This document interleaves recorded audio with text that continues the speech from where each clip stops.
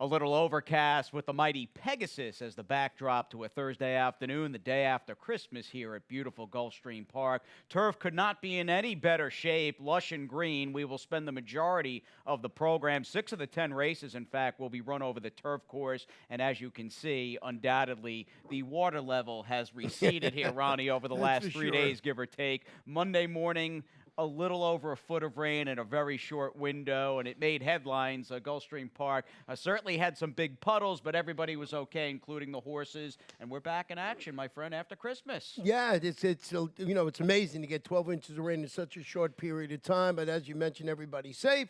And the most important thing, we're on the turf. The turf course listed is good today. Absolutely. Ronnie and Jason, of course, hoping you had a great Christmas, undoubtedly, as we get set and tied on for a 4-day racing week. Now, I, of course, had on Christmas Eve a great Christmas present, and that was spending it at the Nicoletti household. I mean, how about that picture? I didn't know you took that. I remember somebody taking it. My wife took it, and I realized, thinking about just what a great time Christmas Eve was over at the Nicoletti household in Weston, I've reached the big time, and maybe our Christmas card, thinking ahead to Christmas of 2020 in about a year. Yeah, it looked pretty good out there. We had a lot of fun that night. I'm glad you were able to join us, and now we're sort of unhungover. At least I am, and I'm ready to go. I got a lot of good picks today. Oh, happy to hear that, Ronnie. Really good card, by the way. Some big fields, an all-turf early double, and that'll set us up for a big Saturday here with a half a dozen stakes races. Now, Edgar Zayas also feeling good and fresh, and as Richard Nixon would say, tan, rested, and ready.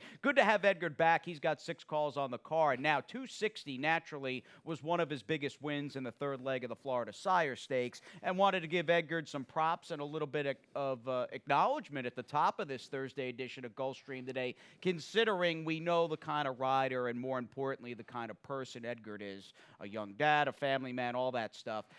This year's been a little tough as far as injuries. He missed the entire championship season a year ago with a broken femur, but we know he's raring to go, and he's again got 6 calls on the afternoon. Yeah, I ran into him a week ago, and he was getting back on horses. He looked great. He was ready to go, just waiting for that finger or whatever it was to heal. And he's back and ready. Always good to have him join our riding colony. Yeah, he's won over 1,400 races in his career, 167 wins and counting on the season in 2019 as we come down to the finish line with the last few cards. A few doesn't really do the $1 million jackpot guarantee in the Rainbow Six on this fast and good Thursday justice. A couple of carryovers in the mix, in fact, just under 11 G's left over from the penultimate race going back to Sunday. We didn't have, because of an off-the-turf situation, a super high 5, but hope you'll dive in at about 12:40 Eastern with the first race, and Ronnie will have his $1 million plus guaranteed Rainbow Six ticket coming up a bit later in the broadcast. And we do, in fact, Ronnie, kick things off with an all-turf early double. That means the opening 2 races of Thursday's early pick 5 will be contested on the green.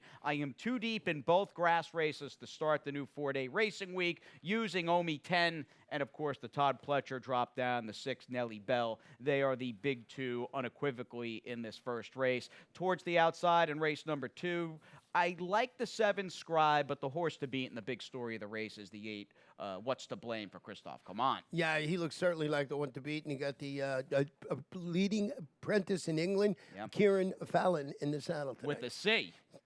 See, Kieran with a C. I would have never got it if Acacia didn't tell me it was Kieran. We'll talk about him. Acacia's got a feature coming up a bit later. Hopefully you keep it locked here on GulfstreamPark.com for the live HD stream all afternoon. Good little feature on Kieran Fallon, looking to get some traction and some awareness here in South Florida this winter. Milka does a body good, right? My single there in race number 3 for Safi Joseph. And I think the 4th race is a great fool-around race. I'm 4 deep there, and I'll try to close this thing out for a $16 investment using the 8 Heartling. And I see, like me, you prefer the 10 Magnitude 10 on top. Yeah, on top, 10, 8, 10 in that particular race. Now, field of 12, good scene setter. They're going to zero in, I would have to think, in about an hour's time with the first race the day after Christmas in this 2-year-old filly, $25,000 to $20,000 claiming race, maiden claimer, in fact, on both the 6 Nellie Bell and the 7 Omi 10. What Omi 10 has potentially going for her, running against the big Todd Pletcher juggernaut, is this good effort last time out. We'll dive into a race a few days after Thanksgiving. In fact, this was day 2 of the championship season. It's a similar situation, and she ran really well in defeat. Lemon Cedar, who's starting to crank up with that white cap and the blue sleeves, was another Todd Pletcher maiden claiming drop down, who was obviously a big favorite there at 3-5 and wore everybody down late in a blanket 3-horse finish. But I'll tell you, I think Safi may have been ahead of the curve a little bit, claiming Omi 10, who was 10-1 in this race, and really ran a bang-up second. Yeah, I was right there at the wire. I thought he was going to win there for a moment. Just almost got there. So, yeah, definitely got it on my ticket. But we both went with the number 6, Nellie Bell, on top of our ticket. And you mentioned Todd Pletcher. This one driving down into the maiden claiming ranks. And the reason to say driving, if you're an old guy like me, you know Nellie Bell was Roy Rogers' sidekick's Jeep. The Jeep. The Jeep. Not the horse. No, the Jeep was called Nellie Bell. That's just an old one. Well, I'm going to show you a stat on Todd Pletcher with horses going maiden special weight to maiden claiming on the turf at Gulfstream. He's good. You knew he was good. 30%, 57% of the money. 215 is the return of investment. And yeah, old guys, you know that Nellie Bell was that great Jeep ridden by Pat Buckram. Pat Buckram. All right. Had a Roy Rogers in Flora Park growing up. I just remember Roy Rogers as a fast food joint, going there after swim meets and stuff from the Flora Park pool. Todd, by the way, he's 4 for 5 this meet alone here at Gulfstream with maiden claiming starters. So these horses like Nellie Bell have not only been performing 80% of the time, they have won with those with that 4 for 5 record. Omi 10 versus the Pletcher barn in the first race. We stay on the turf. We'll shorten up just in terms of field size, going with 7, in fact, in this 2 lifetime $16,000 claimer at 5 furlongs on the turf. And much like the first race, we like the same 2 horses, although we didn't agree on the exacta here.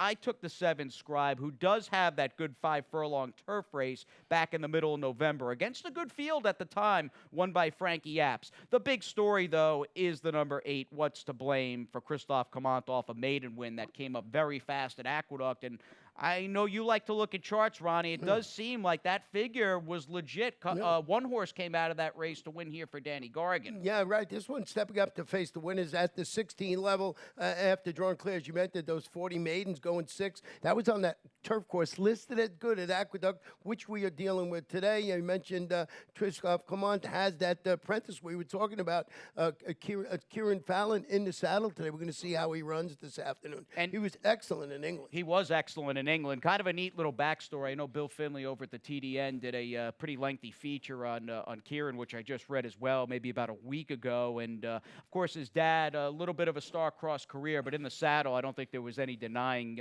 Kieran with the K, his ability as a 6-time champion rider over in Britain. Now, Kieran with the C only began riding about a year ago, a little over a year ago, and this is just his second mount in the United States. If that horse can go 5 furlongs, which to me is the biggest question, he's probably a very likely winner from the outside in that second race. To the main we go. Main track in tip-top shape. Tweeted out a video a couple hours ago. It's dry, it's fast, it's harrowed, and as we get to the dirt with a field of 9, Ronnie, in Thursday's third race, a 5.5 furlong 2-year-old filly 12-5 maiden claimer, you've got a very important defection in early scratch of the 4, Vicky the Best. I had liked Milka the 2, who we both picked even before the scratches. She's going to be even shorter now. I had Vicky the Best on top of Milka, certainly the one to beat with that scratch in there, dropping to the bottom, removing the blinkers this afternoon, finished second across town. That was that rained-out turf sprint, moved to the dirt. But I found a stat that I found interesting on Safi Joseph Jr. Blinkers off, taking the blinkers off, maiden claimers on the dirt. He does it a couple of times. He's 17 for 47, 36%, 66% in the money, and still a positive return investment. I mean, it's just a stat that when I looked it up, I said, I got to put that out there. And this filly, of course, I think also part of the story, not only the equipment change, you've got a private buy for Frank Calabrese. They purchased this horse probably for not much money, maybe not much more than, say, $20,000 or $15,000 off Alexis Delgado. And Safi and Calabrese have obviously done some good work together. And Safi, meanwhile, not only do you have Edgar Zayas coming back and looking to finish 2019 strong with the 6 calls, I know this is a maiden claimer, but you think about the year Safi's had, and he's looking to end on a high note. Yeah, you're just trying to get as many wins as you can before that clock strikes 12 on 12:31. And it sounds like Math Wizard may indeed actually run in the Pegasus after all, so we hope that is the case, and he worked out last Sunday here at Gulfstream for Safi. Let's move on to the fourth. We are back on the turf. We got a $25,000 to $20,000 two-year-old maiden claimer. It's a big field, and ultimately I think it's a race that has to start and simply goes through a pair of horses that Ronnie has first and second. The two Big Treasure and the 6 He's Super Lucky. I don't fully trust them, though, and I think this might be a good fool-around race. And I was a little surprised to see my horse, the 10 Indirectly, who just didn't get bet, didn't do any running first time out in mid-November over at Gulfstream Park West. A 9-2 on the morning line. I am hoping this horse is a bigger price. I'm going to take the over on that 4.5 to 1. I like that Oscar Gonzalez has picked up a couple of wins here this meet. He can be a little bit streaky, and I'm going to take a little bit of a stab here with the colt who is bred up, down, diagonal, sideways for turf, being an Animal Kingdom out of a comic strip dam, that is. Meanwhile, you like the 6 He's Super Lucky, who's got Louis Saez taking over in for the quarter. Yeah, you beat the neck at this level during September, dropped after returning from the freshening, ran just an okay fifth against those 35 maidens. That was back here, I think it was opening day or day 2 of the meet, and Kathy Redfro, Louis Saez in the saddle today. I think the drop is going to be good for this horse. Big Treasure in second, who needs to find a little extra gear for that stretch drive. Made that middle move, finished third. Good third last time out. Jose Pinchin. I Rad Ortiz Jr. in the saddle today. That sort of sold me on that one. Yeah, very logical player, as is the 6 He's Super Lucky. I am 4 deep, however, in this race, thinking the one a light, out of my respect for Misael and trainer Phil Serpy, might be a little interesting, and I'm hoping that obviously holds true for the 10 Indirectly. As we take a little breather here with about 45 minutes on the clock to race 1, back with the Rainbow Six after this.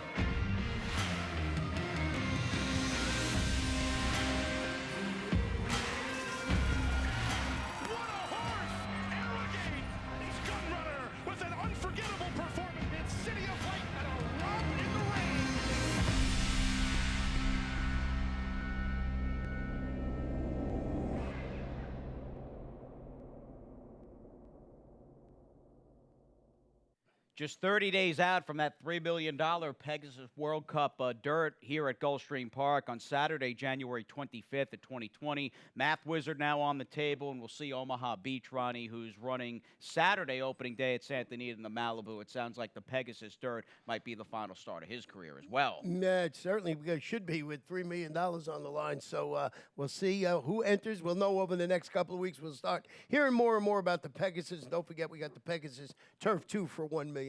Absolutely. We've also got another Friday free to play. Beat the Expert, and I am up. I like the picture we used at the top a little bit better than that one, but nonetheless, my first go-round in the hot seat here this championship season. So sign up, play for free over at GulfstreamPark.com, a 10-race Friday card, which will set us up not only for a Beat the Expert Friday and a weekend, a Saturday, in fact, clad with the 6 stakes locally. We've got another round of the popular 12% takeout Stronach 5, in which we are happy, and we wish everybody, all our good friends, the best of luck with their opening day card a bit later this afternoon out at Golden Gate Fields. Yeah, we got one from Laurel, one from Golden Gate, and free from us are races 8, 9, and 10. That's B, C, and E in the sequence for the Stronach 5. A couple of really nice races in there. It's a tough one to get, and that's why it pays so well. Definitely. Paid over $33,000 last Friday afternoon. $100K guarantee, the norm, and we've got $1 million guarantee waiting for all of you in today's Jackpot Rainbow Six. Just a couple of dimes, 20 cents.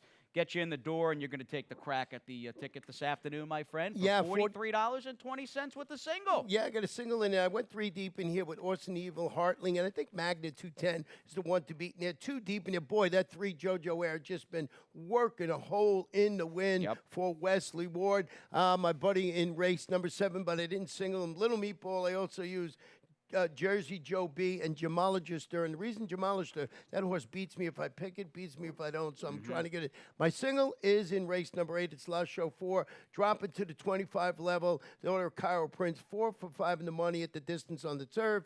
MSCL Jaramillo like that. And I went 4 deep in the last. I found this one to be a little tough, so I went 4 deep in there. It's still able to keep my ticket 43.20. Very difficult cash out on the turf, the 6th and final turf race on the card, a big field and a big cast of 5 furlong turf sprinters down the line at about 5 p.m. Eastern, give or take, with the off time and the post time. A far earlier start time, in fact, about 2:30 Eastern in the program for the Rainbow Six opener, a 2-year-old filly, 12-5 maiden claimer on the dirt, in which, unless you like somebody who's going to be a big price, there's not that much prior form to dig your teeth into, and I think most are likely going to zero in on the 8 Hartling, who's down in class for the first time, and the horse we picked on top in the 10, fittingly, Magnitude 10. Yeah, going to be outfitted with blinkers after responding last time out to that drop down in competition. They ran that improved third-place finish, going 3/4 of a mile. Scott Becker, Hyra Rendon handling that. You know, this 6.5 furlong. I thought this horse was going to run well in this event. Hartling dropping down. Kathy Ritvo's got a bunch in today. All of them dropping down to these low levels. We'll see that runs with also Louis Sayers in the saddle riding for Kathy a little earlier on in the card. 5 down, 5 to go. As we turn the page, we're up in class, and we'll see what Wesley Ward has in store. Win, lose, or draw going in, I'm just going to stand alone with the blazingly fast workouts of late up at Palm Meadows for the number 3, JoJo Air, who clearly had some ability sprinting on the turf earlier in 2019, and she is on the cusp of turning 4 years old in just a few days on January 1st. So a $27 single for me, good coverage in the subsequent legs. And looking at that 9th race, by the way, on the dirt, our last main track race of the afternoon, I am all Saffy there. I really like Vincero. I think his last race was really, really good and a huge step back in the right direction. And Caramani is the fresh Saffy horse in there, who he picked up for not much money in the Big Apple and runs that horse fairly aggressively up in class. So I went 1-3-5. I do prefer Saffy in the 9th race this afternoon, but I am all Wesley Ward here. And just looking, the times are impressive. With the Scat Daddy filly, the number 3 JoJo Air. But thanks to XBTV and having, again, just having that asset and that tool to go back and look at some of these recent workouts, I wanted to pull, and thus I did, JoJo Air's last workout. And you got to watch her for Wesley Ward up at Palm Meadows, breezing on the turf. They have that very expansive turf course up there, and that's another sort of highlight with Palm Meadows. You get to have horses trained regularly and breeze regularly on the turf. She's in company with 2 stablemates of hers. I mean, watch how she basically tracked, I mean, clearly by design, broke off behind those top 2 horses, and she'll run over everybody here, just running away basically under an easy hand ride. I think this is probably, Ronnie, just a great prep to get her going. Yeah, she looks absolutely fantastic. There, got a stat on. Yeah, I mean, look at her widening away. Yeah, she's going. I don't know who her stablemates were, but she certainly put a hurting on him. There's Wesley Ward. Here's a stat on him with a layoff of 180 days plus sprints in the turf right here at Gulfstream. He's 12 for 34, 35%, 74% in the money, and still a positive return investment. So all things are go with JoJo Air. But boy, I had to use guacamole on my ticket. This one going back to the turf for the red hot Todd Pletcher. I couldn't leave him off. You ended her campaign up north with that 4th place finish in the Ciada, I think it's called. Cicada. The Cicada, who's contested at 6 furlongs on the Aqueduct main track. It's just Todd. I can't leave him out. He's winning everything. He's 36% this meet already at 9 for 25. And what? His horse 5-2 currently just nearly co-favored with Saffy in the Thursday opener. JoJo Air does lack a little seasoning, not only recency, but the likes of the 2 are Happy Ending and even the 4 Kittens Cover Girl. They're more battle-tested, older type fillies / mares. So it's a big test for the 3, but we both like her. We obviously went in a different direction for 2nd and 3rd. Moving on to race number 7, speaking of tough and seasoned, this is a field that I think backs up those traits in spades. A lot of moxie with this crew, led, of course, by Lil Meatball. I had to pull this one's replay, Ronnie, a couple of weeks before Halloween in a win last time out. You've got a race and a horse, in fact, who has shown a great affinity here for the action locally at Gulfstream Park, who was good most recently when claimed off trainer Georgina Baxter by Gilberto Zerpa, we know this is a very difficult barn to beat when they're running a horse off the claim. I mean, it's been 1 year thereabouts, or just another week left in the year. He's still batting 40% first off the claim. And Little Meatball just ran exceptionally well. What much better this day than I thought the horse was going to run. So we'll see if it takes that step forward. But I can understand you putting the 8 Jersey Joe B going into the Bobby DeBona barn on top of your ticket. Yeah, the thing with Little Meatball, he's been campaigned so sparingly, and Georgina's so good with those older geldings that maybe have some mileage on the odometer. Not to say that Zerpa doesn't win his fair share, because he does, but I do think just switching barns and a change of scenery, maybe that won't be a great addition this afternoon, whereas the 8 Jersey Joe B has really had a Hardy-type 2019 with 3 wins from 10 starts and a good placing last time out. I think just a very logical contender there on paper. Yeah, and as I mentioned, just to touch on Jamalich's turning back to 5 was a game second on that wet track at Gulfstream Park West. And I said that's more of a saver for me. All right, you had talked about Todd being so tough to beat this meet as we move on to race number 8 and kick off that final pick 3, which is a filly and mare turf-bound $25,000 to $20,000 claimer. You've also, I think, very much in that mold of a Todd Pletcher here, you've got Ralph Nix, who's been on, I mean, maybe over the last 2 years, the most potent run I've seen him on locally at Gulfstream Park.